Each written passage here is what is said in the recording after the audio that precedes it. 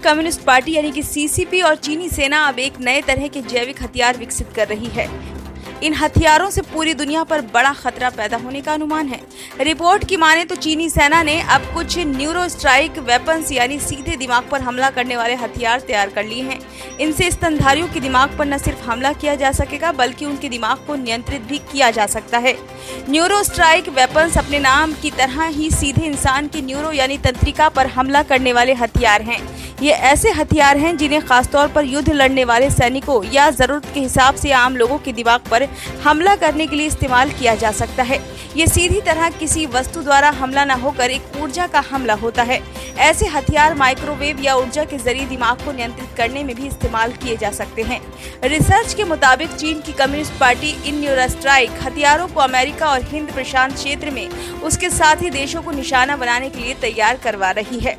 चीन इन हथियारों के जरिए जंग के पारंपरिक तरीकों से उलट गैर पारंपरिक क्षमताओं को बढ़ाने की कोशिश में जुटा है।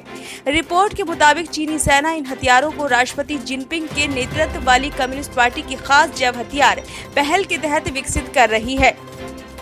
रिपोर्ट के मुताबिक इस तरह के हथियार चीन की कूटनीतिक तैयारियों का अहम हिस्सा हैं। इसमें कहा गया है कि जब कोरोना वायरस महामारी के दौरान पूरी दुनिया में लॉकडाउन लगा था और सैन्य गतिविधियां काफी कम हो गई थी, ठीक उसी दौरान चीन ने अपने इन हथियारों से दुनिया का ध्यान हटाने के लिए दक्षिण चीन सागर, पूर्वी चीन सागर, ताइवान, जल डमरू मध्य और भारत से लगी सीमा पर हलचल बढ़ाई थी। कहा गया है कि इस दौरान चीन की सेना एक पूरी जनसंख्या को इन हथियारों के जरिए नियंत्रित करने के प्रोजेक्ट पर काम शुरू कर दिया था। इस दौरान लोगों के दिमाग को माइक्रोवेव्स या ऊर्जा के झटके के जरिए नुकसान पहुंचाने वाले हथियारों की भी एक श्रृंखला तैयार की गई। हालांकि ये साफ नहीं है कि चीन ने अब तक इन हथियारों की टेस्टिंग की है या नहीं। मौजूदा दौर में अमेरिका की ताकत कम होने के बावजूद चीन से काफी ज्यादा है। ऐसे में ताइवान या दक्षिण चीन सागर में किसी तरह का कदम उठाना चीन के लिए काफी मुश्किल है। खासकर पारंपरिक युद्ध की स्थिति में चीन को खासा नुकसान उठाना पड़ सकता है। ऐसे में इन हथियारों को खासतौर पर युद्ध क्षेत्र में बड़े हमलों के लिए तैयार किया गया है। अगर इन हथियारों का इस्तेमाल होता है तो चीन न सिर्फ ताइवान पर कब्जा करने में कामयाब हो सकता है बल्कि उसे बचाने की कोशिश करने वाले अमेरिका के कूटनीतिक विकल्पों को भी कमजोर कर सकता है। इतना ही नहीं, इस पूरे क्षेत्र में चीन इन हथियारों के जरिए दूसरे देशों के लिए बड़ी मुश्किलें पैदा कर सकता है।